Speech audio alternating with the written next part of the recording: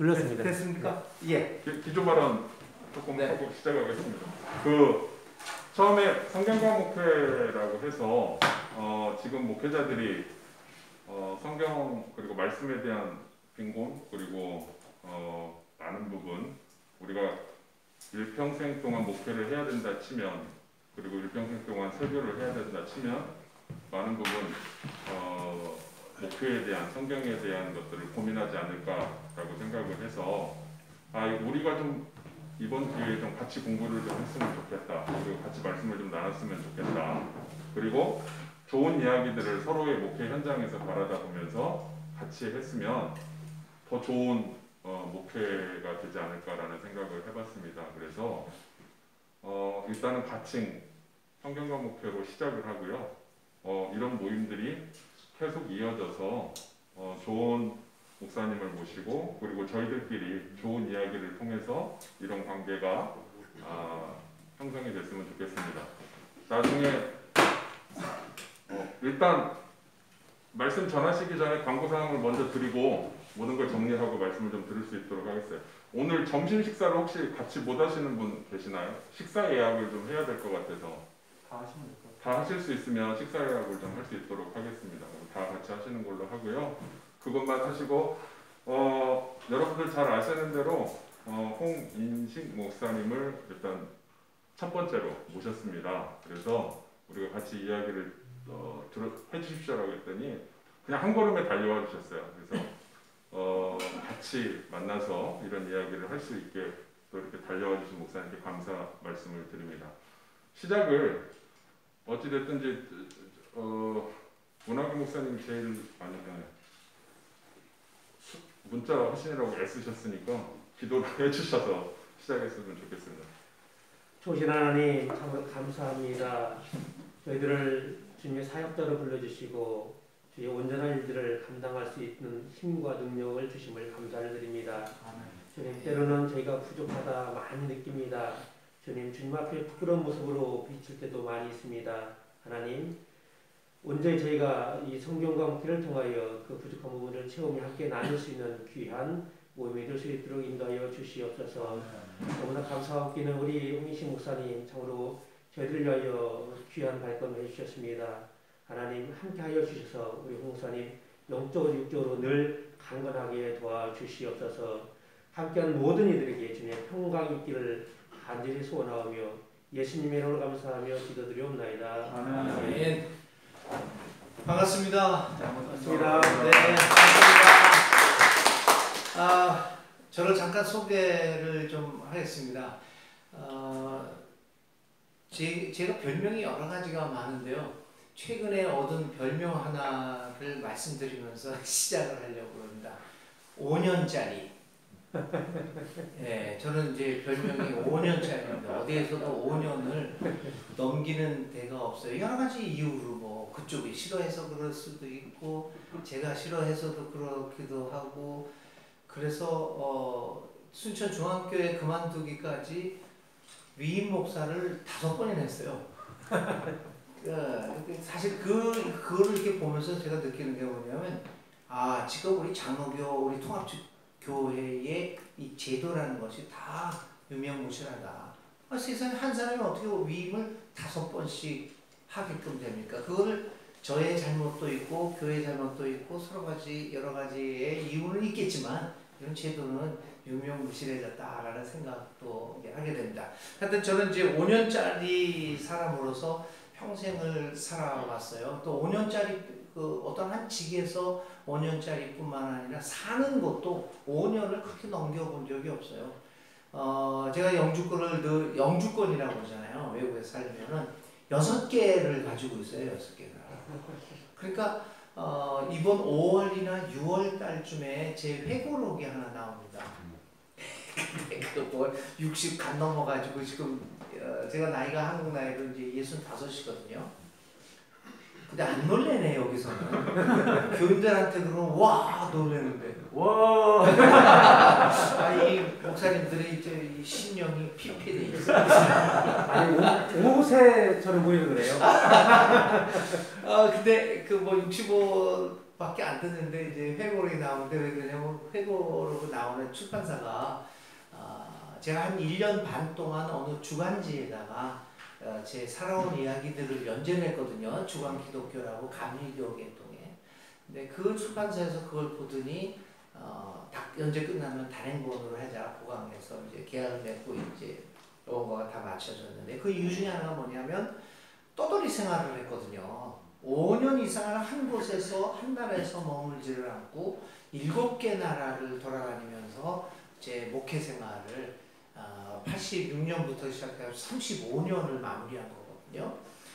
그래서 이제 신유목민으로 살아온 사람입니다. 아브라함처럼 고향 친척집을 떠나서 살아왔습니다. 어떤 분들은 한 교회에서 30년 이상을 하는 분들도 있고, 뭐 저처럼 저도 30년을 했죠, 목사 일을. 근데 6군데에서 한 것 뿐이지. 이렇게 돌아다니면서요. 이제 그런 삶의 특징을 가지고 있어서 이제 5년짜리 인생이다 이런 이야기들을 듣고 있습니다. 최근에는 이제 순천중앙교회에서 횟수로 5년이죠. 만 4년 6개월을 했는데요. 만 이제 5년째 되는 해에 이제 그만두고 은퇴를 했습니다. 아예 저는 노회 은퇴를 해버렸어요. 더 이상 그 나이에 무슨 어디 가가지고 목회를 하고 이런 것보다는 새로운 길을 한번 찾아보자. 그래서 이제 아예 은퇴를 한 상태에서 지금 현재로서 직책은 순천노회 은퇴 목사로 되어 있습니다. 만 62세 7개월 됐을 때 이제 은퇴를 했습니다. 그리고 이제 국가에서 주는 연금도 국민연금도 받고 있고요. 그리고 이제 목회자 연금을 30년 동안 넣었는데 최근에 그냥 일시불로 받아서 한 달에 거기서 이렇게 까먹는 인생이 됐습니다. 이렇게 쌓아놓고 죽을 때까지는 아마 못 까먹을 것 같아요. 그 전에 끝날 것 같은데 뭐 이렇게 조금씩 빼먹으면서 기본 생활을 하고 있는 사람입니다. 그래서 이제 그 교회를 은퇴하고 새로운 일을 좀 하자, 이제 전혀 다른 일을 해보자라고 생각을 해서 지금 여기 있는 것처럼 에큐메니안이라고 하는 인터넷 언론을 인수했다는 말이 좀 뭐하지만 대표를 맡게 됐습니다. 그래서 이따 여러분들에게 제가 뉴스레터를 하나 이렇게 이제 나눠드리겠는데요.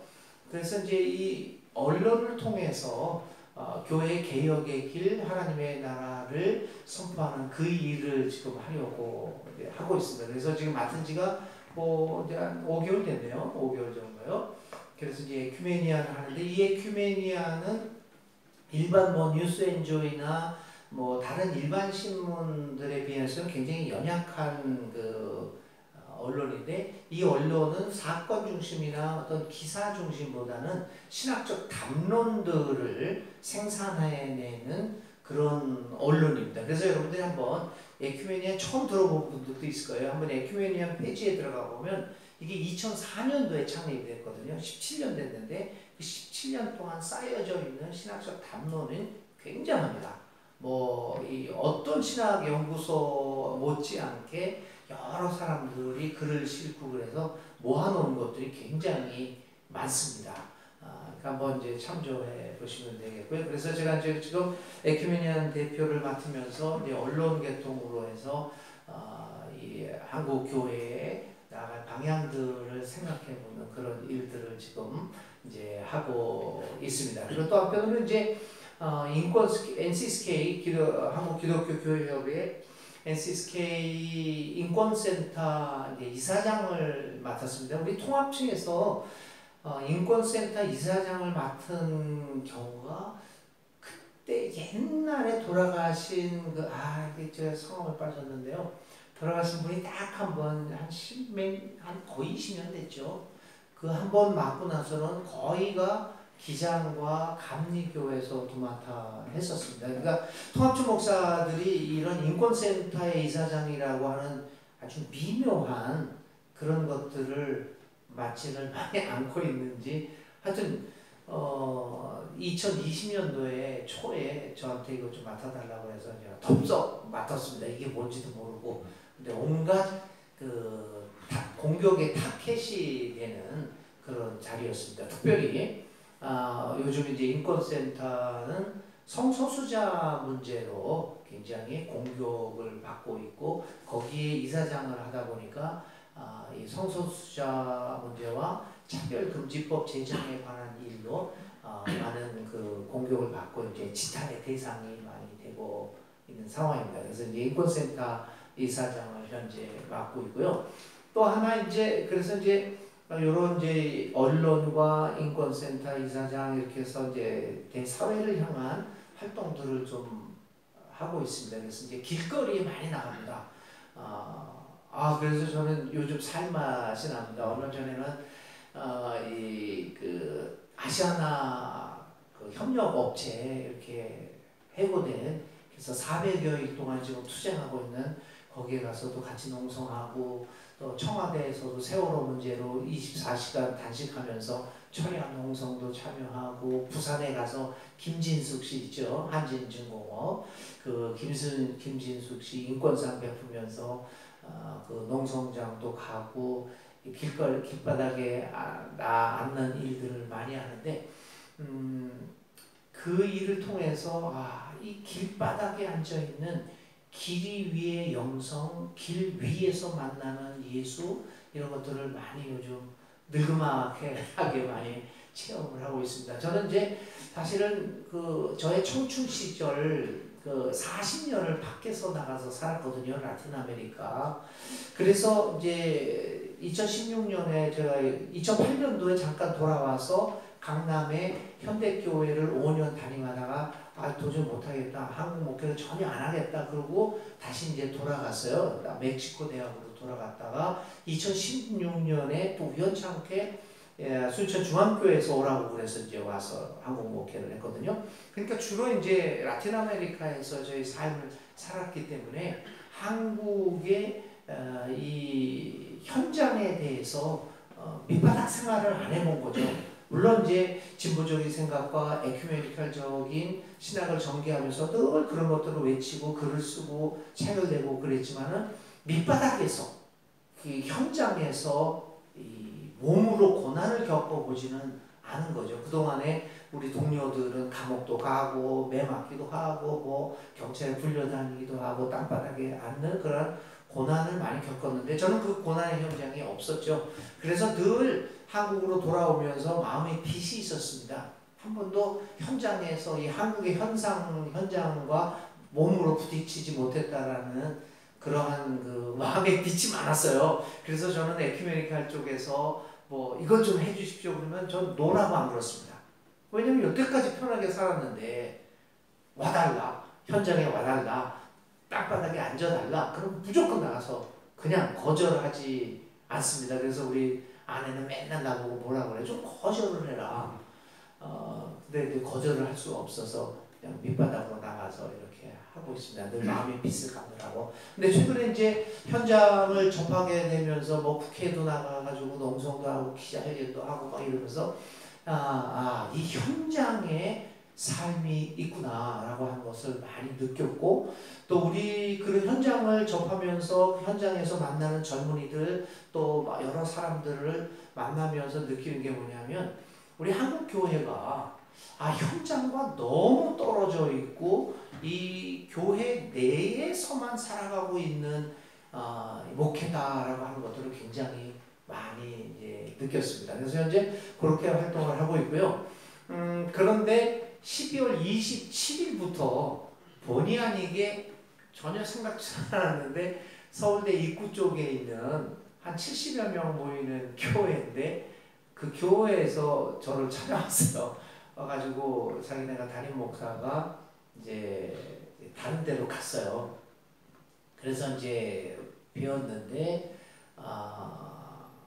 그 떠나가는 담임 목사하고 그 교인들이 아주 사이가 좋았어요. 젊은 사람이니까 좀 더 큰 데로 가도록 이 교인들이 담임 목사의 길을 열어준 거죠. 그래서 그 장로님하고 그 담임 목사가 저를 찾아와가지고 목사님이 좀 맡아주셨으면 좋겠습니다. 그래가지고 거기를 담임을 해달라요. 그래서 내가 저는 은퇴해서 담임 못합니다. 그래서 그냥 맡기로 다음 담임이 올 때까지 언제 올지는 모르겠지만 일단 하여튼 금년 말까지 담임 목사를 구하기로 하고 제가 12월 27일부터 교회를 담임 아닌 담임으로 목회를 하고 있습니다. 근데 목회자가 하나도 없어가지고요. 저 혼자예요. 뭐 교육전도사 이런 것도 아무도 없어가지고 제가 은퇴하고 저는 담임 목사를 많이 했잖아요. 부목사님들이 있어가지고 부목사님들이 많이 도와가지고 제가 일을 별로 안 했거든요. 근데 이거는 뭐 주보부터 시작해가지고 완전히 뺑뺑이 돌고 있습니다 지금. 그래서 이제 하여튼 지금 더 처치라고 하는 교회를 목회를 시험으로 지금 하고 있습니다. 굉장히 어렵습니다. 이 나이에 또 처음부터 뭐 이런 그 녹음까지도 제가 다 혼자 하고 있습니다. 아침 묵상, 수요 예배, 또 주일 예배는 뭐 물론 이제 대면으로 하고 있지만 그래서 일단 이제 그런 일들을 하고 있습니다. 그래서 은퇴해서 조금 한가하게 지내고 좀 살 수 있다라고 생각을 했는데 또 여기저기서 또 일들이 와서 그냥 마다하지 않고 일하고 있습니다. 근데 교회를 맡을 때하고 하지 않을 때하고 딱 좋은 게 하나 있어요. 뭘까요? 새벽 기도 안 하는 거. 근데 새벽 묵상은 하죠. 근데 그건 미리 이렇게 녹화를 해가지고 올리는 건데. 그러니까, 이 아침에 이게 없으니까, 굉장히 머리도 맑아지고, 일도 많이 할 수 있고, 글도 잘 쓰게 되고, 그래서, 요사이 뭐 코로나19 이후에 여러 가지 논문들도 많이 생산해냈습니다. 새벽이 없으니까 밤늦게까지 그 공부를 하고 글을 쓰다 보니까 생산력이 더 뛰어나게 됐습니다. 그렇다고 해서 새벽을 안 하는 건 아니죠.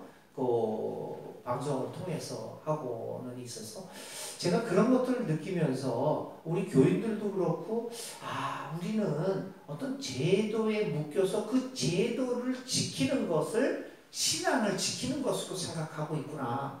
그게 이런 것들이 조금 바뀌어야 되지 않겠는가라는 생각을 하게 됐어요. 코로나19에서 우리가 발견된 게 그거 아닙니까? 우리는 교회당에서 예배 드리는 거를 교회당에 출석하는 것을 믿음으로 봤습니다.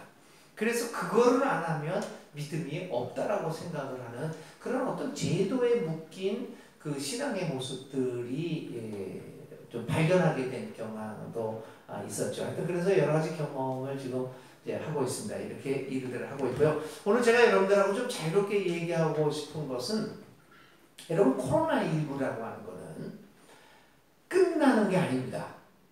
지금 우리들 기대를 하고 있어요. 백신이 이해 11월 달까지 하면 우리가 이 마스크를 벗고 이제는 뭐 할 수 있겠다. 그거 정말 착각입니다. 여러분 그렇게 생각해서는 안 됩니다. 이제 2019년 이전의 세상은 없어졌습니다. 없습니다, 이제. 이게 조금 완화되냐, 어떠나 되는 거에 문제는 있겠지만, 포스트 코로나는 없습니다. 이제는 with 코로나, in 코로나. 코로나와 코로나 안에서 살아가는 세상, 코로나와 함께 살아가는 세상이 됐습니다. 그래서 우리가 헛된 희망을 가지셔서는 괜히 여러분 그거는 그 희망의 고문입니다.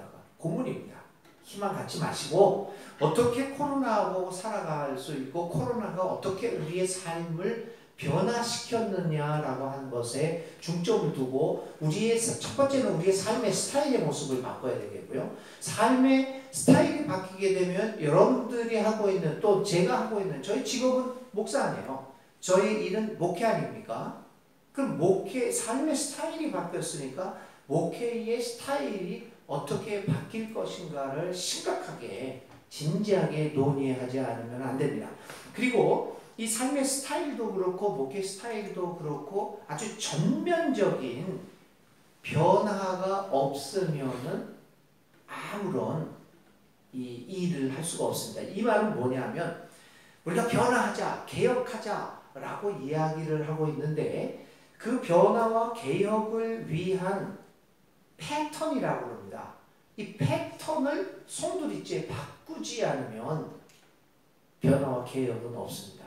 그러니까 우리 삶의 패턴도 바꿔야 되겠죠. 예를 들면 삶의 패턴은 이제 어떻게 바뀌어야 되냐면 우리는 지금까지 글로벌한 세계에서 살아왔어요. 이제 글로벌이 얼마나 허구적인 것이며 위험한 것인가가 코로나19가 우리에게 보여준 겁니다. 지금까지요. 1980년대 이제 미국에는 레이건 그리고 영국에서는 대처 1980년도에 그 사람들이 수상과 대통령이 됩니다. 이제 물론 그 전부터 글로벌한 세상 그리고 경제 정책으로는 신자유주의 경제 정책들이 많이 있었어요. 근데 실제로 그 한 나라의 그리고 세계의 구체적인 정책으로 도입한 사람은 대처하고 로널드죠. 로널드 레이건 그 대통령이었어요. 그래서 글로벌하고 세 가지가 있었죠. 1980년도에. 첫 번째는 지구촌화라고 하는 개념을 실질적인 정책으로 구사하는 것이 80년도에 이루어집니다. 두 번째는 경제적인 정책으로서 신자유주의 경제 정책이 전 세계를 실제로 한 나라의 경제 정책으로 채택이 됩니다. 그 다음에 세 번째 1980년도에 일어나는 중요한 변화는 부의 금융화입니다. 경제의 금융화. 이게 이제 뭐냐면 1980년대 이전까지는 경제가 산업이었습니다. 경제의 산업화라고 해서 경제가 돈을 많이 벌었다라고 하는 것은 이런 물건들을 많이 생산해서 팔아서 이익을 남기는 그러한 산업경제였습니다. 근데 1980년도에 대해서 들어오면서 급격하게 경제의 금융화가 이루어집니다. 이제 경제는 이런 생산을 하는 것이 아니라 주식이라든지 이런 것들로 해서 비트코인도 마찬가지죠. 그런 것들로 해서 금융화가 됩니다. 여러분 아시잖아요. 삼성이 이런 핸드폰을 팔아가지고 그 핸드폰이 한 100만 원 그렇게 되지 않습니까? 좋은 건. 그 100만 원 팔아가지고 여러분 얼마 벌 것 같습니까? 한 50만 원? 그 정도는 벌어야지. 이거 유지가 되는 거 아닐까? 그 수많은 백성들을 먹여 살리고 돈도 몇 조씩 벌고. 근데 그렇게 남지 않습니다, 여러분. 그 100만 원짜리를 벌어서 삼성이 걷어들이는 수역이 10,000원, 20,000원, 10불, 20불입니다. 이게 말이 안 되는 거잖아요. 아니 100만 원, 자동차도 마찬가지죠. 현대자동차 몇천만 원짜리 팔아서 그럼 몇백만 원 벌어야 될까 하니까 그렇지 않습니다. 아주 수익률이 7%, 8%라고 하면 그건 상당히 좋습니다. 근데 어떻게 삼성과 현대가 부자가 됩니까? 주가입니다. 그래서 이 주식이 올랐기 때문에 돈을 버는 겁니다. 이게 그러니까 이 부의 금융화가 이루어진 거죠. 자, 이 세 가지 지구촌화, 신자유주의화, 부의 금융화가 지금까지 오늘 우리 인류가 추구했던 방향이었어요. 삶의 형태. 그래서 글로벌한 사람들을 좋아했고 금융에 밝은 사람들을 좋아하고 또 무한한 초경쟁, 신자유주의는 초경쟁이거든요. 그 초경쟁을 통해서 전 세계를 향하는 사람들이 괄목할 인기를 끌었던 거죠. 그런데 결국은 어떻게 됐습니까, 여러분? 이 코로나19가 2019년 12월 달에 발병을 해가지고 2020년에 전 세계를 훑으면서 이 코로나가 여러분 왜 팬데믹이 됐습니까? 그전에도 이런 전염병이 없었던 거 아닙니다. 사스도 있었고, 사스도 메르스, 그리고 멀리서는 옛날 유럽에 패스트도 있었고, 여러 가지 감염병들이 있었지만, 그런 것들을 다 뭐라고 그랬냐면, 에피데믹이라고 그랬어요.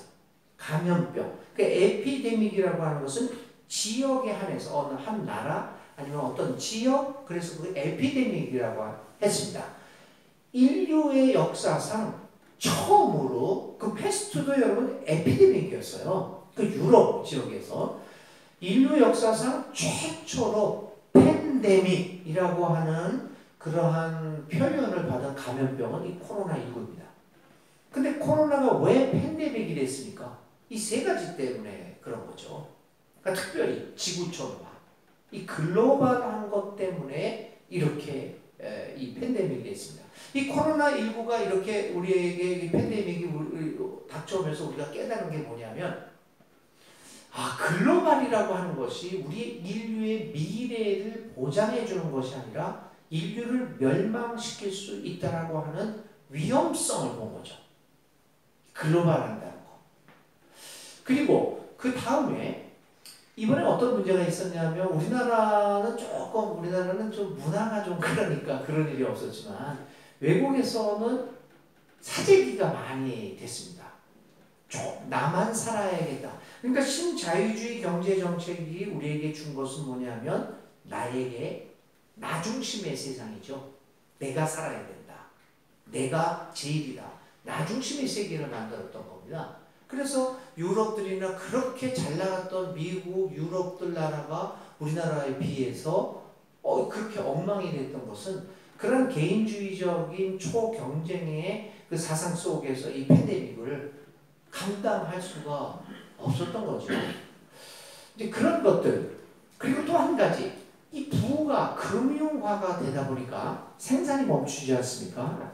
생산이 멈추게 되니까 우리 경제가 어떻게 되냐면, 어떤 분들은 이제 그 경제학자들은 U 형태다. 그래서 점점점 빠져서 그 다음에 이거를 거쳐서 다시 올라간다. U 형태다.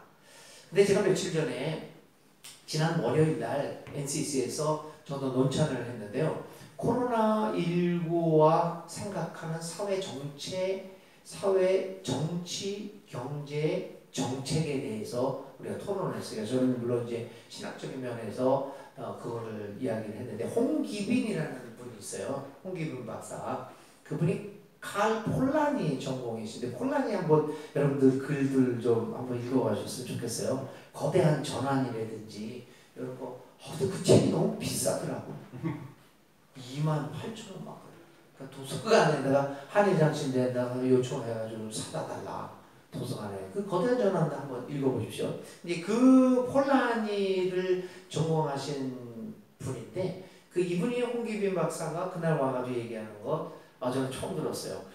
코로나19는 경제 형태를 K형으로 만들 것이다. 또 만들었다. 이게 뭐냐면, 이제 이렇게 되어 있는데, 한 K는 두 선으로 되어 있지 않습니까? 이렇게 하나 있고, 한 선은 한없이 위로 올라가고, 한 선은 한없이 밑으로 내려갑니다. 코로나19는 부의 금융화와 더불어 있는 사람들은 더 많이 위로 올라가게 되고, 중간에 있던 사람들을 비롯해서 많은 사람들은 밑으로 내려가는 그런 형태가 계속되어질 것이다 라고 이야기를 합니다. 사실 여러분 상상해보면서 이상하지 않습니까? 코로나에서 이 경제가 멈췄지 않습니까? 그렇죠? 그런데 왜 코스피는 3,000을 넘어갑니까? 이거 사상 최고거든요. 왜 저기로 올라갑니까? 여러분 이상하다고 생각하지 않았습니까? 한 번도? 이 경제가 나빠지면 다 나빠져야 될 거 아닙니까? 근데 3,000을 뛰어넘습니다. 다우존스도 쭉쭉쭉 올라갑니다. 그리고 또 두 번째, 집값은, 부동산 값은 한없이 올라가게 됩니다. 근데 부동산 값이 올라가가지고 그 돈을 버는 사람들은 누굴까요? 위에 있는 사람들입니다. 다 그렇습니다. 그래서 이제 이 코로나로 인해서 부의 격차가 심화되게 됩니다. 그래서 연세대 사회학과 그 김호기 교수는 어떤 그 외국인 학자의 말을 인용해서 한국말로 오늘 우리의 사회를 격차 사회라는 말로 표현을 합니다. 격차. 그리고 그 격차는 그 간극을 좁히기가 굉장히 어려운 이제 사회가 됐습니다. 이렇게 우리의 삶이 변했습니다. 그러면 이런 한없는 욕망 때문에 이렇게 K자로 한없이 올라가고 한 사람은 또 한없이 내려가는 이 격차 사회 속에서 우리 교회는 무엇을 해야 되냐? 그리고 우리 일반적으로 살아가는 우리의 삶은 어떤 변화를 갖고 와야 되느냐? 이런 것들이 이제 문제가 되죠. 그래서 이거는 일시적인 처방 뭐 이렇게 해라 저렇게 해라 이런 것으로 끝나는 것이 아니라 패턴 자체를 바꾸지 않으면 성취가 되지 않습니다. 제가 아르헨티나에서 목회를 했는데 우리 교인들이 옷장사를 많이 해요. 옷을 자릅니다. 옷을 자기네 생산해서 이렇게 하는데 이 사람들 대부분 어떻게 하냐면요. 옷을 여러분들 어떻게 만드시냐면 먼저 패턴을 모델을 만들죠. 패턴이라고 그래요. 그거를 굵은 그 판대기 같은 데다 이렇게 잘라가지고 그 옷을 만듭니다. 패턴입니다. 그래서 그 패턴을 가지고 거기에 맞춰서 이 천들을 잘라서 꼬매는 거거든요. 그런데 이 장사하는 사람들은 그 패턴을 가지고요. 처음에 많게는 500장, 적게는 한 300장 정도를 만듭니다. 그거를 파일로트 제품이라고 해요. 그래서 그 300장이고 500장이고 해서 시장에 풉니다. 이거를 도매상이나 이렇게 불러서 뭐 일주일 정도 길게 하면 어떤 사람들은 3일 보는 사람도 있어요. 일주일 정도 이렇게 봅니다. 그래가지고 일주일 동안에 이 파일로트 제품이 별 거 없잖아요. 폐기처만 합니다. 그리고 새로운 패턴으로 바꿉니다. 이게 장사 잘하는 사람들의 그 방법이에요. 장사 못하는 사람은 뭐라고 얘기를 하냐면 그 500장에서 안 팔리잖아요. 아이 팔릴 거야. 잘라요. 그래가지고 망하죠. 그러니까 패턴을 바꾸지 않으면 그 시장에서 이 제품이 팔리지 않습니다. 파일로트. 그러니까 패턴 바꾸는 게 굉장히 중요해요. 오늘 이 코로나 사태를 통해서 우리의 삶에 지금까지 아까도 얘기했지만 지구촌화, 금융화, 초경쟁으로 살아왔던 우리의 삶의 패턴이 코로나19가 가르쳐준 게 뭐냐면 아니다라는 걸 가르쳐주는 거죠. 그래서 이 패턴을 바꾸지 않으면 안 된다는 이야기입니다. 그래서 초경쟁의 시대가 아니라 이제는 어떻게 하면 우리가 조금 더 좀 덜 벌다고 하더라도 어떻게 하면은 서로 경쟁을 하지 않고 협동을 하면서 살아가야 되는가를 우리의 인류의 패턴을 바꿔야 됩니다. 그리고 초경쟁이 아니에요. 그리고 글로벌해서 저렇게 바쁘게 전 세계를 상대로 하는 욕망적인 세계가 아니라 오늘 우리의 마을의 공동체의 지역의 삶을 중요시 여기면서 이 지역과 지역들이 네트워크로 연결이 돼서 서로 연대하는 삶의 패턴으로 바꿔지지 않으면 안 된다는 거죠. 그리고 세 번째, 부의 금융화나 이런 문제, 경제의 금융화에서 여러분 부의 금융화에서 가장 중요한 요인은 뭐라고 생각하십니까? 인간의 욕망입니다. 무한한 욕망이죠.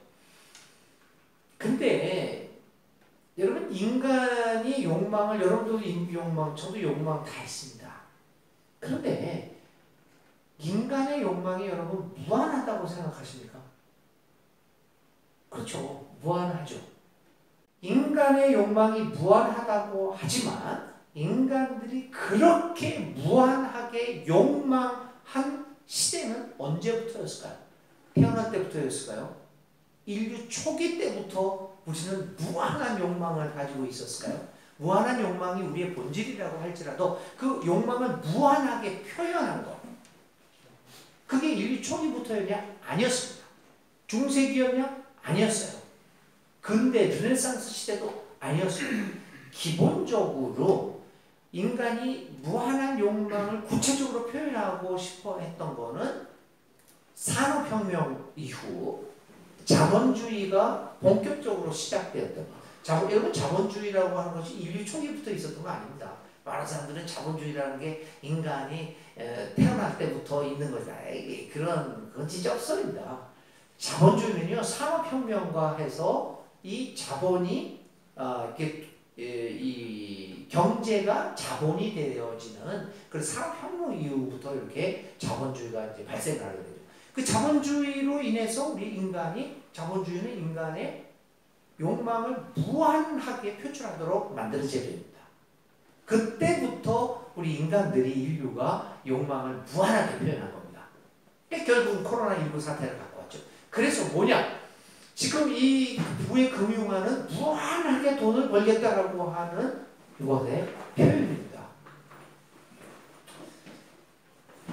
그런 무한한 욕망이 없다면 지금 가진 것에서 만족하고 그냥 거기서 조금씩 조금씩 살아가겠다라고 하는 욕망의 무한한 표현이 없는 사람들은 안 합니다. 근데 이 사회 전체가 우리로 하여금 무한한 욕망을 갖게 만드는 거죠. 그래서 이 부의 금융화입니다. 그 부의 금융화, 그래서 우리의 패턴이, 그러면 이 부의 금융화가 결국은 우리에게 파멸을 갖고 왔는데, 이 금융화를 막기 위해서는 뭐냐면 욕망을 어떻게 제어할 수 있느냐, 통제할 수 있느냐. 여러분, 욕망을 통제하는 것이 자본주의 이전까지는 누가 했냐면요, 문화가 했습니다. 한 나라의, 한 민족의, 한 지역의 문화라고 하는 것이 서로의 욕망을 제어하는 역할을 했습니다. 그 문화 중에서 가장 중요한 것이 종교죠. 뭐 금욕주의도 그렇지만은 이 문화의 현상으로서 종교가 인간의 욕망을 제어하는 데 가장 큰 역할을 했습니다. 근데 그 자본주의 이후에 특별히 이제 근대에 현대에 들어와서 이 종교가 그러한 이 욕망 제어의 기능을 완전히 상실을 했게 되었습니다. 그래서 현대 사회는 이제 브레이크가 없는, 욕망에 대한 브레이크가 없는 사회가 되었어요. 그래서 오늘 우리의 삶의 패턴이, 여러분들도 마찬가지로 우리 인간들이 살아가는 일반적인 삶의 패턴에서 우리의 자녀들이요, 교육을 통해서 아니면 종교를 통해서 욕망을 제어할 수 있는 법을 배우지 못하면, 저는 이제 65세가 됐으니까 이제 살아봤자 얼마나 살겠습니까? 그냥 살다가 죽을 겁니다. 근데 지금 태어난 아이들, 10살, 20살 되는 아이들은 앞으로도 70년 이상은 살아가야 될 텐데 살 수가 없습니다. 멸망당합니다. 계속해서 욕망해야 하는 것. 그래서 우리의 삶의 패턴이 협동적인 것으로 되고 지역적인 것으로 연대를 하는 것으로, 그리고 욕망 제한을 어떻게 여러 가지 그 사회적인 정치적인 제도를 통해서, 교육을 통해서 이 욕망의 패턴을 바꿔내는가가 오늘 이 인류 역사의 중요한 일이 될 것입니다. 이렇게 패턴을 바꿔야 되겠고요. 그렇다면 이렇게 패턴이 바뀐다는데 우리 목회는 어떻게 패턴이 바뀌어야 되겠느냐.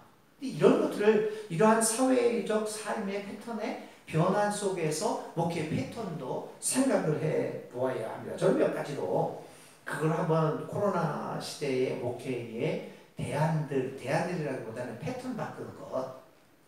첫 번째는 여러분, 신학적 패러다임을 바꿔야 됩니다. 그래서 저는 지금까지 우리의 신학적 패러다임은요, 위로부터 하는 신학이었습니다. 항상 신으로부터 출발을 했습니다. 신이 이랬다, 신이 이런다, 뭐 신이라는 것은 뭐 무소부재하다, 뭐 이렇게 해서 신을 설명하고 신을 이해시키는 방향으로 흘렀죠. 여러분들이 우리가 배웠던 신학 때 다 그렇습니다. 신정론이라는 거 있죠. 테오크레시, 신정론이라는 거. 저는 신정론이라는 걸 그렇게 얘기를 합니다. 신은 항상 옳다. 신은 항상 옳은 거죠. 그래서 신정론 같은 경우에도 우리는 어떻게 하냐면 신을 설명을 하려고 합니다. 세월호에 발생을 합니다. 근데 이해가 안 되는 거죠. 어떻게 신이 진짜 살아있다면 어떻게 304명을 저렇게 죽이느냐. 뭐 하고 있냐. 의문이 많이 생기는 거죠. 그러니까 신학은 그게 뭔가가 뜻이 있을 것이다. 뭐 이렇게 하면서 무슨 섭리가 있을 거야. 그걸 우리가 깨닫지 못하는 거지. 저걸 통해서 우리에게 교훈을 주려고 하는 걸 거야. 저걸 통해서 우리에게 더 큰 복을 주려고 하는 걸 거야. 저걸 통해서 죽어가는 우리들을 표본 삼아서 우리를 하여금 또 살아나게 만드는 것일 거야. 뭐 이런 식으로 해서 신을 변명을 많이 했죠. 그러니까 신을 중심으로 했던 신학이 우리가 주로 했던 신학이라고 볼 수 있습니다. 그래서 이 신을 중심, 신으로부터 출발하는 신학을 하다 보니까 우리 신학에서 가장 중요하게 여기는 기본적 학문을 철학으로 보았던 겁니다. 그러니까 사실 우리 신학들은 뭐 과정 신학이고 무슨 요즘 서양에서 나왔던 그 신학들이 뭡니까? 다 그게 과정신학도 뭐 전부 다 이거 이 과정 철학이고 뭐 다 그런 데서 영향을 받고 하이데거 철학에서 뭐 또 영향을 받아서 실전 신학도 나오고 다 그런 거 아닙니까? 그래서 항상 신학과 철학이 대화를 나눕니다. 왜냐하면 이 신으로부터 출발해야 되기 때문에 이제 이 패러다임을 여러분 바꿔야 됩니다. 왜 우리나라 사람도 그렇고 세계 민족, 세계 인류가 종교를 우리 기독교를 떠납니까? 그러니까 사람들이 종교를 떠나는 게 아니에요. 여러분. 우리가 착각하지 말아야 돼요. 제도적인 교회를 떠나는 거죠. 전통적인 교회를 떠나는 거죠. 교리적인 교회를 떠나는 거죠. 그래서 탈교리, 탈신학, 탈교회적으로 돼간다는 것이지 이 사람들이 종교를 떠나는 게 아닙니다. 사실은요. 그래서 이제 왜 그렇게 떠나냐면 인간들이 살아가면서 맨날 기독교 신학이 얘기하는 거는 저 위에 신 중심으로만 이 얘기를 하는 거죠. 그러니까 현대인들은 관심이 없는 거예요. 나의 이야기를 해달라 이야기를 하는 거죠. 그래서 이 위로부터 하는 신학을 신 중심으로 했던 신학을 여러분 한번 바꿔보세요. 인간 중심으로. 근데 그게 사실 저는 굉장히 성서적이라고 봅니다. 인간 중심으로 하는 믿음. 인간 중심으로 하는 목회, 인간 인본이 아니라 본이라고 하는 말보다는 중심이라는 말을 저는 선호합니다. 본이라는 게 어디 있겠습니까? 우리가 뭘 중심으로 이렇게 하느냐, 뭐 하나뿐만 아니라 그래서 신 중심에서 인간 중심으로 옮겨오는 것이 오히려 저는 성서적인 사상이라고 생각합니다. 왜냐하면 성육신.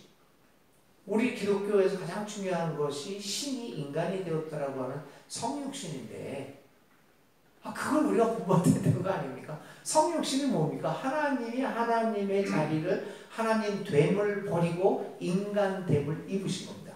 그걸 우리가 다시 얘기하면 하나님 중심의 세계에서 인간 중심의 세계로 왔다. 아마 하나님은 우리에게 이런 얘기를 할 것 같아요.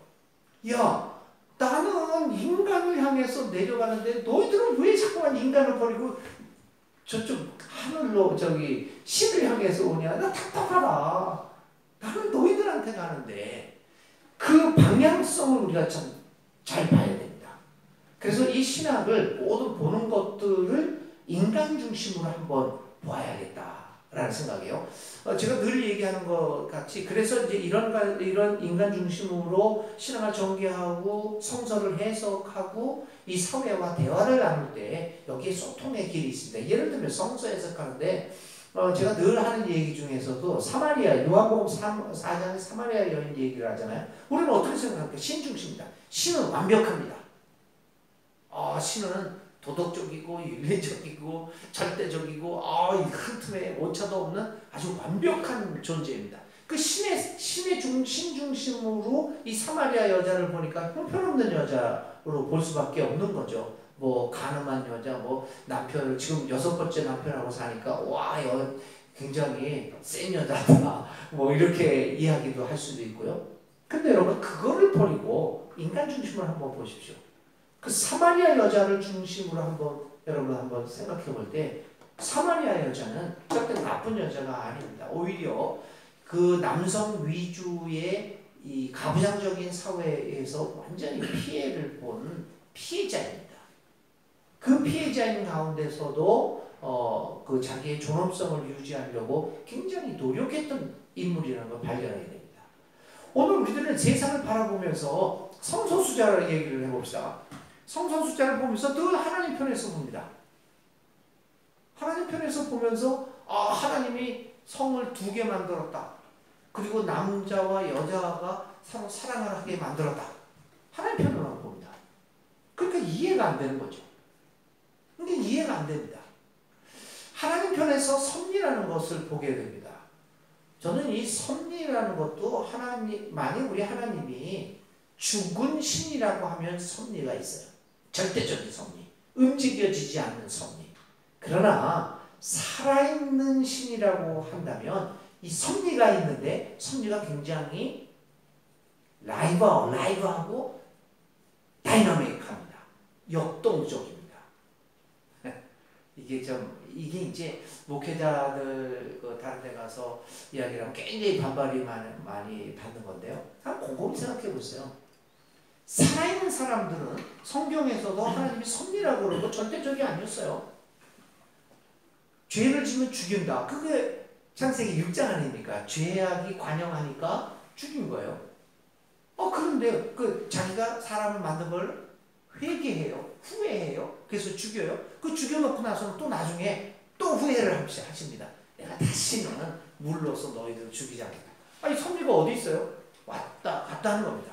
그러면 하나님께서 뭐 변덕스러운가요? 아니죠. 우리는 거기서 바로 역동성을 봅니다. 근데 그 하나님의 역동성을 인정하지 않고 그거를 딱 봅니다. 그래서 성소수자 문제를 그런 식으로 생각하니까 도저히 접근이 안 되는 거죠. 인간 중심을 한번 보십시오. 인간 세계를 보십시오. 그러면 성소수자 문제도 실제로 존재한다는 걸 여러분 알 겁니다. 실제로 존재하거든요. 여러분 트랜스젠더 이번에 고 변희수 이분이 죽어 세상 떨었어요. 23살입니다. 여러분 이 성전환하는 수술이 그냥 나 오늘 이따 여자 낼래 하고 오늘 가서 뭐 이렇게 정 빼듯이 가서 하는 줄 아십니까? 이게 세월이 얼마나 흘리는 거예요. 그리고요 육체적 고통은 말할 것도 없습니다. 저는 엊그제 이빨 이렇게 좀 치료하고 달달달 떨고 이 치료하는데 마취까지 받아가면서 성전하는데 수년의 세월이 흐르고 육체적 고통이 말도 못합니다. 돈은 얼마나 비싼데요 또. 여러분 한 사람이 그런 거를 결정하게 될 때 그냥 순간에 뭐 시대가 이래 뭐 난 유행 따라서 여러분 그렇게 인간을 이렇게 무슨 우습게 여기는 거는 정말 부끄러운 일이죠. 한 인간의 결단이라는 것이 그게 그렇게 가볍게 볼 것은 아니죠. 근데 실제로 존재합니다. 소수 정말 적은 숫자가 동물들도 다 존재하잖아요. 그러니까 저 하나님 중심으로 생각하지 말고 인간 세계로 내려와서 보면 비로소 보지 못한 것들이 보게 됩니다. 그러면 신앙이 바뀌는 거죠.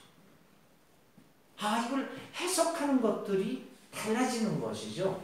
그래서 이제 신앙의 패러다임이 바뀌어지지 않으면 이거는 이루어질 수 없습니다. 여성 문제도 마찬가지잖아요. 합동 측에서는 뭐 여성들 안수를 못 준다고 맨날 신초죠. 언제 하나님이 그랬는지 그것도 자기네들이 해석하는 거 아닙니까? 그래서 이 코로나가 완전히 세상을 뒤바뀌어 놓은 것인데 우리 신학적으로도 이 신학적 패러다임들이 바뀌어야 됩니다. 그래서 하나님 중심에서 하나님 중심을 완전히 배제하자는 얘기가 결코 아닙니다, 여러분. 그 중심의 축을 좀 옮겨보자 하는 거죠. 그래서 인간 중심으로 보게 되면 지금 하나님 중심에 거기서 신학을 할 때는 철학과의 대화를 이루었지만 이제는 인간 중심으로 하다 보면 제일 먼저 우리의 대화의 파트너 되는 학문은 사회학입니다. 그리고 여러 가지 인문학들이 되겠죠. 뭐 경제학도 되겠고요. 뭐 문화인류학도 되겠고. 그렇지만 사회학이 근간을 하면서 문화인류학 같은 것도 요즘은 굉장히 중요합니다.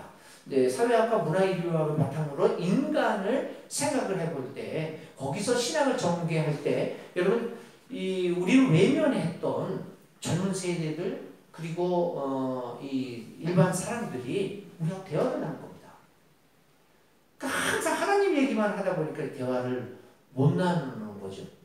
소통이 안 되니까.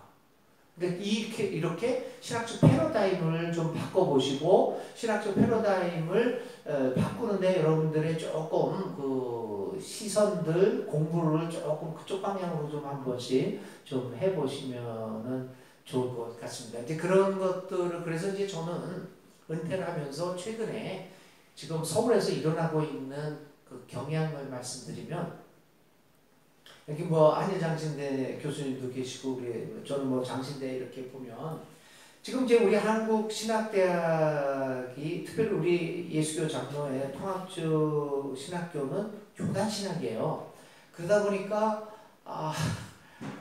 이게 그 교단에 몇몇 정치하는 사람들의 교단 정치에 휘둘립니다. 그래서 교수님들이 일을 할 수 없게 돼요.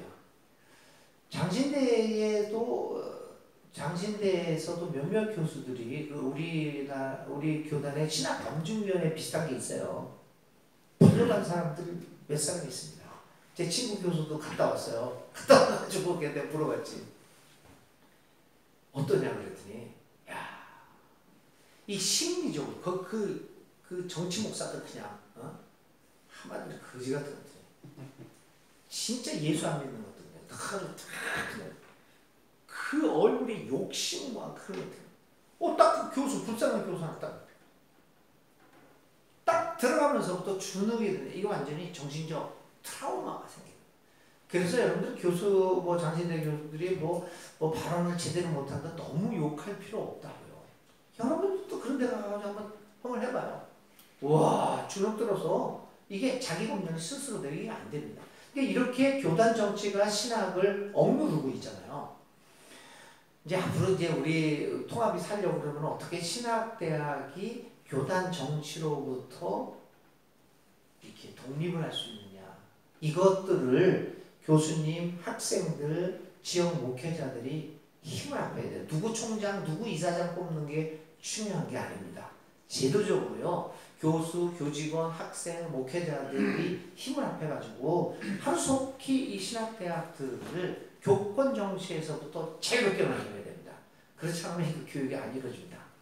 신학적 패러다임이 바꿔지질 않죠. 그래서 서울에서는 지금 이제 신학교가 있는데, 신학대학이 있는데 좀 대안적 신학교도 우리 목사들한테 베풀을 게 필요하다. 그래서 목회자들을 대상으로 해서 저하고 몇몇 기장 측, 감리교 측 이래가지고 생각에 있는 사람들이 저희가 대안적 신학교를 지금 런칭하고 있습니다. 이제 그건 학위하고 상관 전혀 없는 거고요. 없는 거지만은 학교 형식으로 해서 지금 형 생각으로는 9월 학기에 그것도 마침 잘 된 게 코로나가 우리에게 기회를 준 거죠. 대면을 안 했으니까 이런 걸로 다 하니까 그렇게 하려고 지금 생각을 해서 좀 더 조금씩 신학적 패러다임을 바꿔나가는 교육을 밖에서부터 우리가 해야겠다라고 해서 지금 이제 움직임이 있습니다. 그래서 이런 신학적 패러다임에 바꾸는 것들을 바라보는 시각들을 좀 여러분들이 관심을 좀 가졌으면 좋겠고요. 그런 패러다임과 동시에 교회가 뭐냐라고 하는 것에 대한 아이덴티티들을 바꿔야 합니다.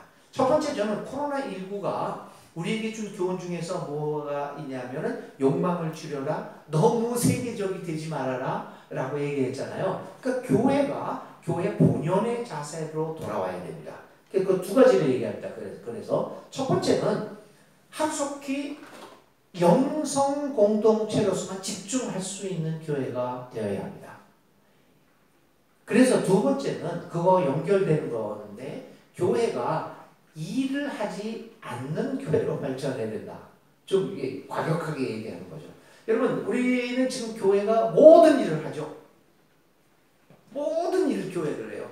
노숙자도 해야 되고, 어린이 교육도 시켜야 되고, 또 노인들도 돌봐야 되고, 전부 다 모든 걸 교회에서 하게 됩니다. 지금까지 그 교회가 글로벌화 되니까 전부 다 세상에 하는 모든 일들이 교회들을 해야 됐습니다.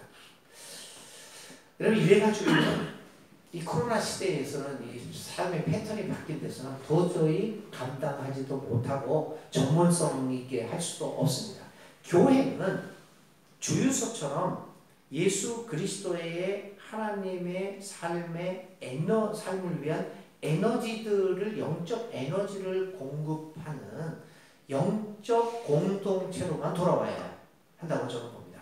그래서 제가 순천 중학교회를 떠나면서 거기서 또 좀 일들이 있어가지고 젊은이들이 자기네끼리 모였어요. 그래가지고 어떻게 하다가 제가 시작한 건 아닌데 하여튼 시작한 것 같이 돼가지고 공동체 하나가 시작이 됐습니다. 지금 30명 정도가 이제 모이는데, 어떤 사람들이 모이냐면 30점 이거 굉장히 많이 지금 시작한 지 얼마 안 됐는데 숫자가 늘어나요. 그때 누가 모이는 줄 아세요? 30대, 40대 부부들.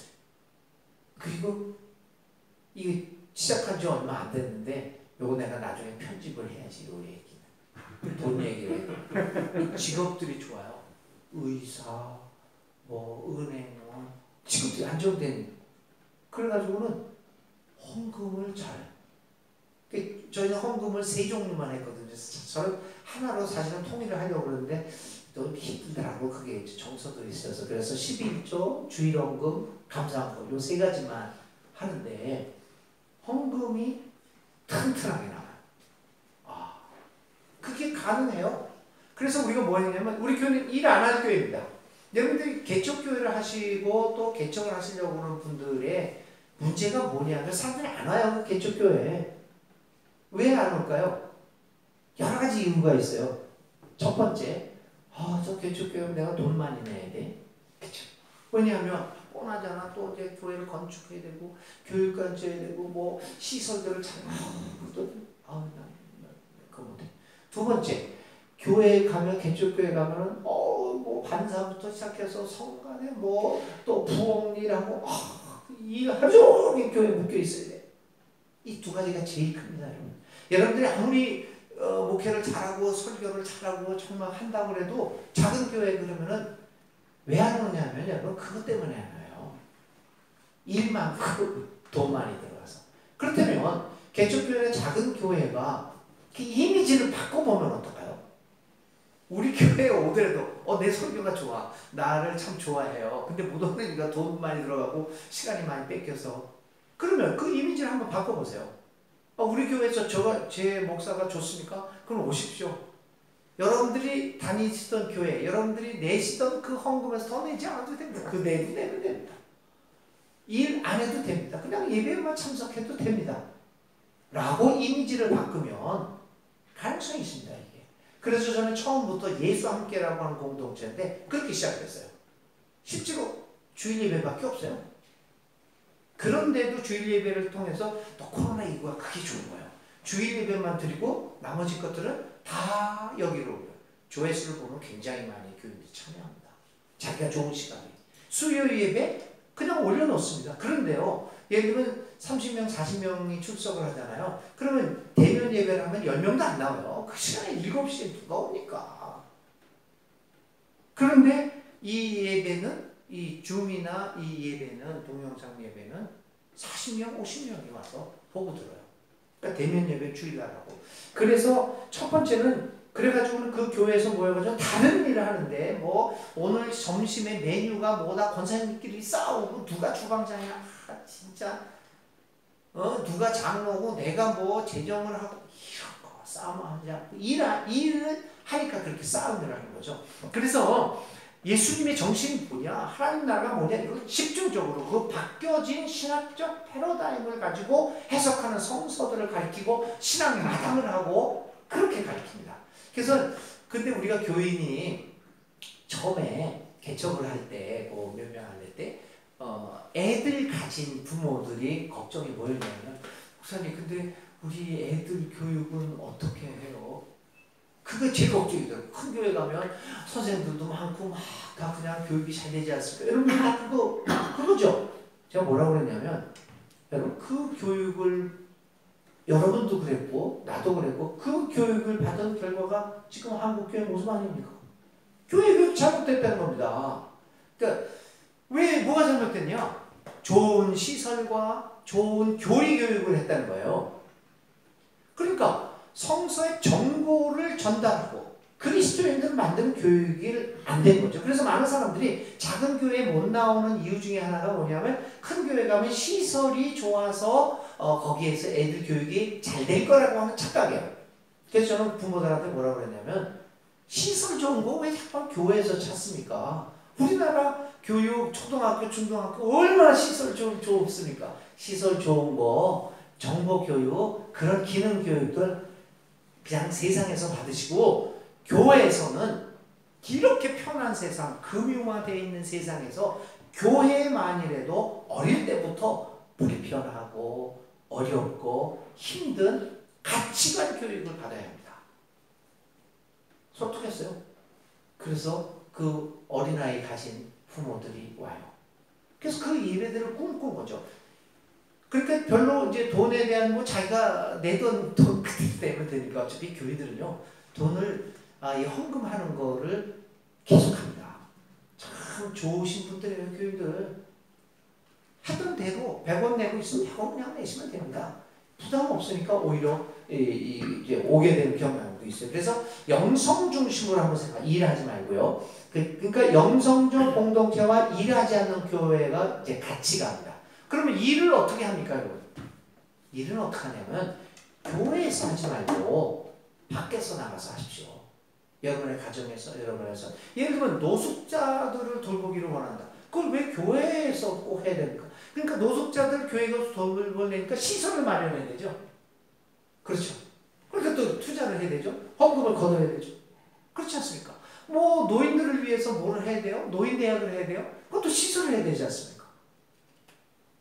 그럼 또 헌금해야 되지 않습니까? 그렇게 안 합니다. 지금 세상이 얼마나 좋아졌다니 노숙자들을 위해서 일하는 시민단체, 운동단체들이 굉장히 많습니다. 그거 지원하면 안 됩니까? 이런 거 좀 지원하면 안 됩니까? 왜 꼭 자기네가 이걸 다 해야 돼? 우리 같이 언론을 전문적으로 하고 생각 깊이 하면서 이렇게 나가는 거 있으면 그러면 이런 내 10,000원이고 이렇게 지원해주면 안 됩니까? 왜 자기가 꼭 해야 됩니까? 밖에 하라는 거죠. 노동자들을 위해서 일하는 단체들도 많아요. 그거 기독교 단체다 아니다 그걸 떠나서 지원을 해보십시오. 그게 전도입니다. 그래서 우리 예수와 함께 공동체는 어떻게 했냐면은 창립하면서 첫날부터 돈이 없지만 사회선교를 하죠. 우리는 일하는 교회다. 교회 안이나 교회 밖에서 일하는 교회다. 그래가지고 인권센터 지원하죠. KSCF 장청 그 계통에 KSCF 지원하고 우리 이 언론도 지원하고 이렇게 해서 지원하는 거를 차츰차츰 이렇게 5만원, 10만원 여유 되는 대로 그렇게 하려고 합니다. 그리고 만약 돈 지원뿐만 아니라 내가 몸으로 지원을 해주고 싶다. 그 단체가 교회가 연대끈이 돼서 그 단체와 교섭을 해서 그 단체에 우리 교인들을 파송을 하는 거죠. 예를 들면 에큐메니안하고 재정적 도움도 주지만 일을 하고 싶다. 개봉 기저로 기사를 써주시면서 이렇게 해주시면 소식도 알려주고 일을 그렇게 하라는 거죠. 그렇게 되면 어떻게 되냐면 그런 일들 하게 되면 교회 재정이 그렇게 많이 필요하지도 않고 이 사회와 교회가 함께 한다는 그런 의미가 굉장히 좋아져서 이 마을과 이 사회와 소통하는 일들이 굉장히 좋아집니다. 이 패턴을 한번 바꿔보십시오. 근데 우리 목사님들도 계속 교회에서만 일하려고 그러잖아요. 그런 것들을 밖으로 보내고 교인들도 이렇게 한번 바꿔내는 것. 그것이 코로나가 우리에게 바꿔주는 굉장히 중요한 패러다임입니다. 그리고 이제 또 이제 영성 공동체, 일하지 않는 공동체. 세 번째, 저비용 구조의 교회. 그러니까 영성 공동체하고 일하지 않는 교회, 밖에서 일하는 교회가 되다 보니까 세 번째로 되는 게 뭐냐면 저비용 구조입니다. 이 저비용 구조를 비용 구조를 만들어 나가는 게 굉장히 중요합니다. 우리 사회는 아까도 말씀드린 것처럼 격차 사회입니다. 격차 사회에서 이 격차를 좁힐 가능성이 거의 없습니다. 이 격차를 좁힐 수 있는 가능성들은 뭐냐면 국가에서 정책적으로 제도를 만들어 가는 것과 또 하나 우리 각자가 욕망을 줄여가면서 규모적 삶을 경제적 삶을 살아가는 것밖에 없습니다. 그래서 최근에 지난 월요일날 우리가 논의됐고 지금 한창 하고 있는 게 뭐냐면 이 격차 사회가 굉장히 K가 돼서 쫙쫙 올라가고 쫙쫙 내려가잖아요. 여러분들의 수입이 늘 생각을 하지 마십시오. 목사님들. 안 납니다. 우리는 저나 여러분들이나 이 밑에 있습니다. 이쪽 선의 K의 아래선이지 윗선이 아닙니다. 아래선이잖아요.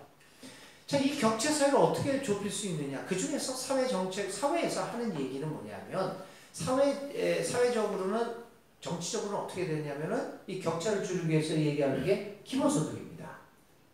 그래서 기본소득이 굉장히 지금 이게 활발하게 일어나고 이제 있는 게 그런 제도들, 복지제도, 그 다음에 가장 중요한 기본소득이 어떻게 정착이 돼서 그 기본소득을 통해서 이 격차를 어느 정도 줄여나갈 수 있느냐. 왜냐하면 개인적인 노력으로는요, 이 격차 전혀 안 됩니다.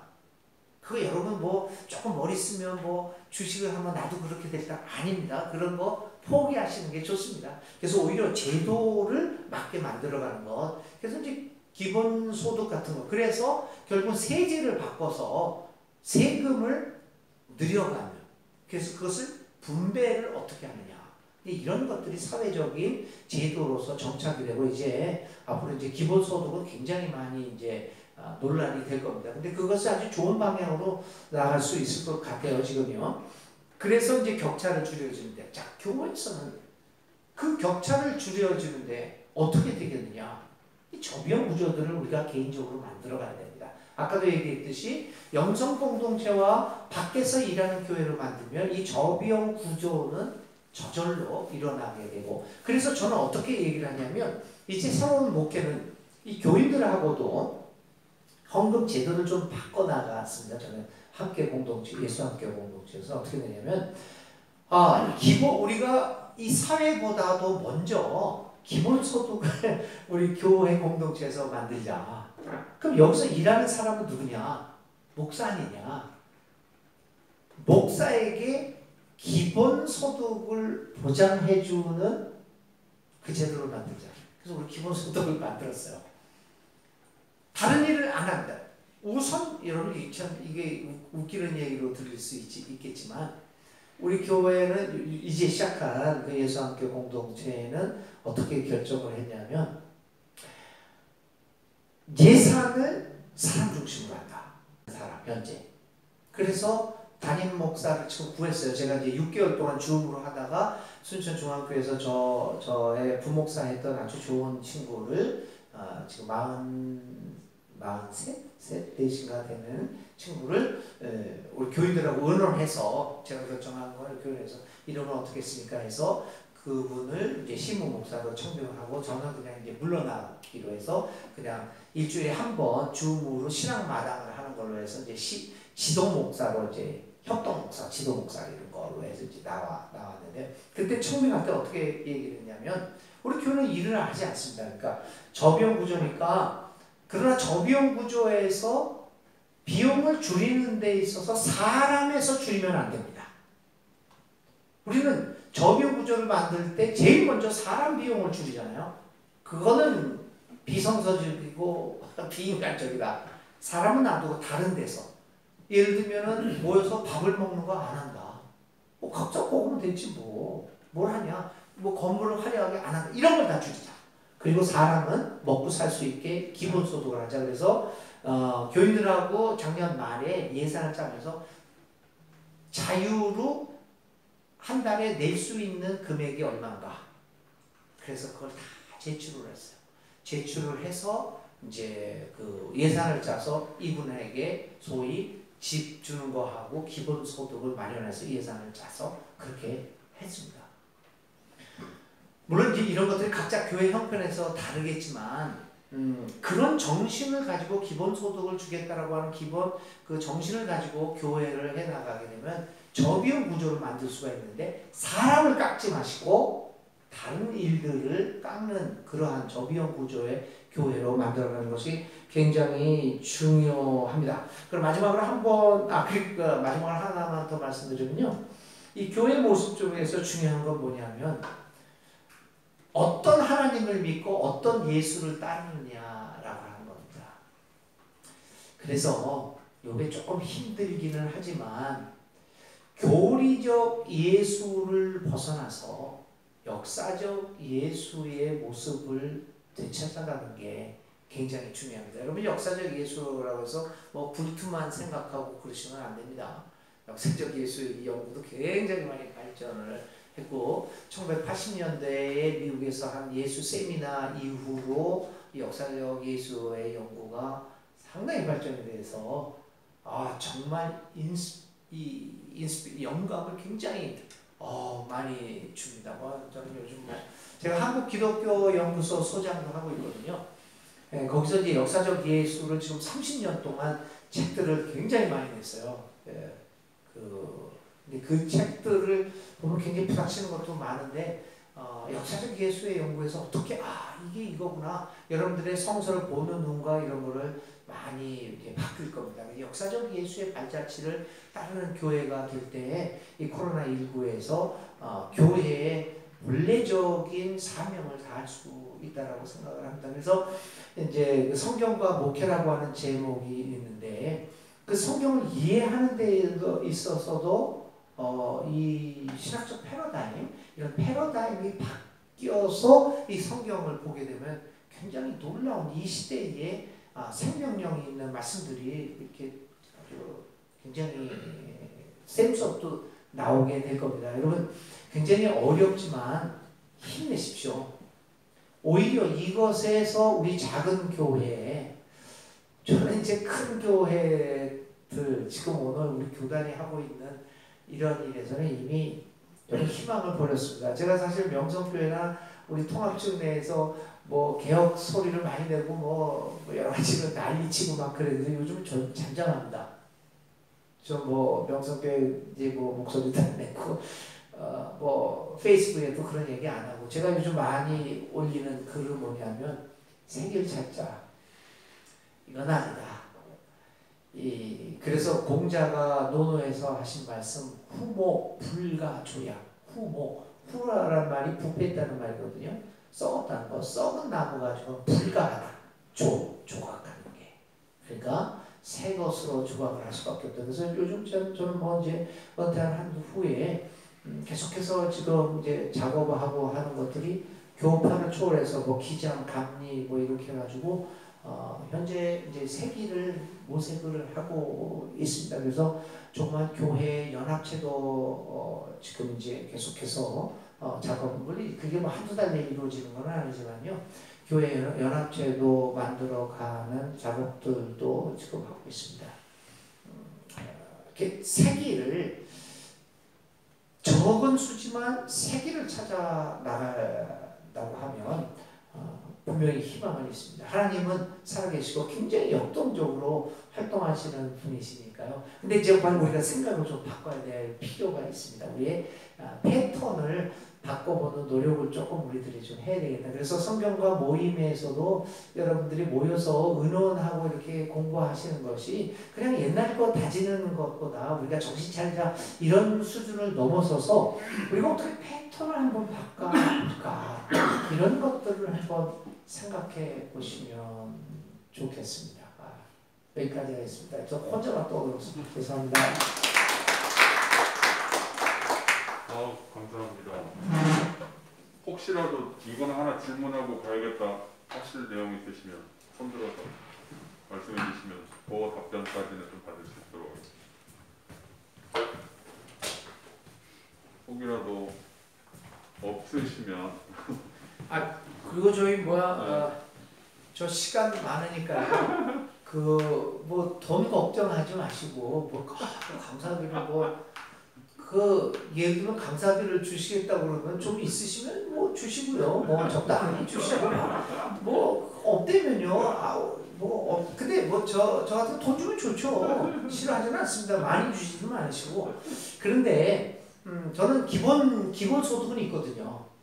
그러니까 먹는 거는 있으니까 너무 걱정하지 마시고 제가 혹시 필요하다고 하면 이 차비가 32,000원이 들어요. 버스로 오면요. 정 돈이 없다. 그러면 차비도 제가 될 수 있지만 그러면 여러분들 너무 미안할 것 같으니까 그 32,000원 아니면 차비 끊어서 보내주시고 점심만 먹여주시면 돈이 있으시면 주시고 그러니까 그렇게 하시면 괜찮아요. 얼마든지 제가 시간 나니까 여러분들과 한번 같이 고민하면서 이런 공부를 하는데 여러분 도움이 된다면 주저하지 마시고 얘기해 주십시오. 말씀을 이렇게 하시는데요. 제가 강사비 없어요 목사님 그래도 와주실 거죠 그랬더니 막 웃으시면서 걱정하지 말라고 벌써 말씀하셨어요. 네, 뭐 질문은 아니고요. 일단 목사님께서 이런 원하셨는지 원하지 않으셨는가는 모르겠지만 이런 은퇴를 좀 하셨잖아요. 네네. 제도적인 그 속에서 저희 이제 한일장 신대학교의 설립자가 서석평 선교사로만 찾고 네. 이렇게 사진 좀 어떻게 찍어주세요. 보면 하나의 또 그 네. 새로운 또 영웅이 그 탄생하지 않는가 이런 걱정도 있어요. 네네. 우리 학교는 사실 천사병 선교사와 또 마태진 그 그쵸. 선교사 같이 이렇게 부각이 돼야 하는데 너무 이렇게 한쪽으로만 하니까 성장과 균형이 맞지를 않는 걸 좀 많이 느꼈습니다. 그런데 제가 이제 공부하면서 느꼈는데 마틴 잉글드가 아주 좋은 말을 했더라고요. 우리가 평상시에 알았던 그 말인데 거저 받았으니까 거저 죽어라라는 그 말을 마틴 네. 잉글드가 하셨더라고요. 그리고 그냥 사사평 선교사는 이제 성공이 아니라 섬김이다라는 이야기를 하셨잖아요. 네네. 그러니까 그 속을 들어보니까 이제 오늘 들으면서 저는 그 목사님의 그 목회의 영성이 분명히 그렇게 함축되는 영성이 그 무엇인가 있을 것 같아요. 아까 말씀 중에서 목회의 영성을 그 이야기를 하셨거든요. 목사님께서 원하지 않는 은퇴나 원하는 은퇴는 모르겠지만 지금까지 신학하고 선교하고 네. 목회하고 여러 가지 방면의 일을 많이 하셨잖아요. 그러면서 목사님께서 지금까지 살아온 여생 속에서 목사님이 간략하게 그 영성을 하나 이렇게 던져주신다면 네. 후배들로서 그 부분을 좀 한번 쫓아가 볼까 싶어서 한번 들어봤습니다. 저는 제가 가지는 영성이랄까 예수님을 따라가는 데 있어서 가장 중요했던 것은 지금까지 삶 자체에 있어서 갈등이었어요. 갈등. 네, 늘 이거 이러냐. 그래서 그 갈등을 뭐로 표현을 하냐면 쉬운 말로 하면 부끄러움. 늘 부끄러움이 있었어요. 그래서 그 어떤 일을 하게 될 때 내가 인격적으로 훌륭하냐? 아니거든요. 근데 왜 그런 일을 안 할까? 솔직한 얘기로 일이 있어야 되느냐라고 하는 그 갈등. 부끄러워서 못해요. 예수님 앞에서 부끄럽고 하나님에게 부끄럽고 그리고 나를 알고 있는 많은 사람들한테 부끄럽고 그래서 하고 싶어도 못한 경우도 많습니다. 예수님의 길을 따라가면서 잘 못 따라가더라도 벗어나고 싶을 때도 다른 일 이런 거 하려고 할 때도 그게 부끄럽더라고요. 저는 부끄러움의 감정이 하나님 앞에서 늘 갖는 그래서 그 갈등 그 다음에 또 다른 것을 갈등 부끄러움 그리고 두 번째는 제가 이제 이명수 목사님이 제 선생님이시잖아요. 영락교에서 그분한테 쭉 배웠는데 이제 이명수 목사님 통해서 배웠던 그 말을 너무 좋아하죠. 구도자, 길이라는 길 찾는 영성이라고 그럴까. 그래서 5년밖에 못하는 거야. 길 떠나니까 길 떠나는 그 영성 그거라고 봅니다. 갈등과 부끄러움과 떠남. 그 식사 자리가 준비가 돼 있어서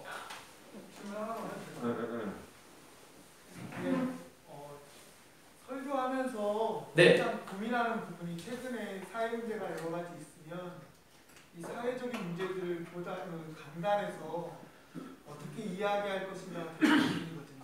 네. 목회자는 자신의 생각을 가지고 있듯이 성도들도 마찬가지로 각자의 생각이 있잖아요. 네네. 그것을 어느 정도까지의 그 기준을 그렇죠. 가지고 이야기할 것인가 라고 하는 네네. 부분이 제일 문제인데 네. 성소수자 문제 같은 경우 특히나 이런 예민한 부분 같은 경우는 사실 목회자라고 해서 그렇죠. 패러다임을 바꾼다는 측면으로 아까 접근한다 할지라도 성도들의 생각까지 바꿀 수 있는 부분은 아니기 때문에 그런 부분에 있어서 접근할 때 우리 목사님께서는 어떤 식의 생각으로 어떻게 접근하는 것을 네. 권하시는지. 예. 아주 굉장히 중요한 말씀이에요. 그러니까 사실은 이제 좀 진보적이다라고 하는 사람들의 설교가 문제가 뭐냐면 너무 적나라하게 설교를 하는 거죠. 예를 들면 성소수자 얘기를 할 때도 성소수자를 이렇게 얘기하는 거는 이거는 아닙니다. 성소수자가 정당합니다. 이렇게 표현해서는 안 되겠죠. 그러니까 이제 그거는 이제 각자의 삶의 현장이나 목회 현장 어떤 사람하고 목회하느냐 이런 거에 따라 다 다르지만은 저는 원칙만 한번 이야기를 좀 해보려고 그러면요. 그 설교에 있어서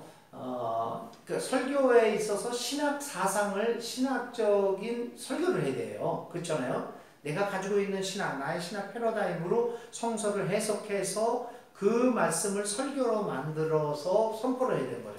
그러니까 성서를 해석하는 것과 설교하는 것은, 저는 설교학자는 아니지만 제 생각은 그렇습니다. 성서를 해석하고 주의하고 주석하고 해석하는 거하고 설교를 만드는 거하고는 다른 거거든요. 설교는 저는 요리라고 생각을 해요. 그래서 그 설교 요리로서 한 4가지 정도를 말씀을 이제 드립니다.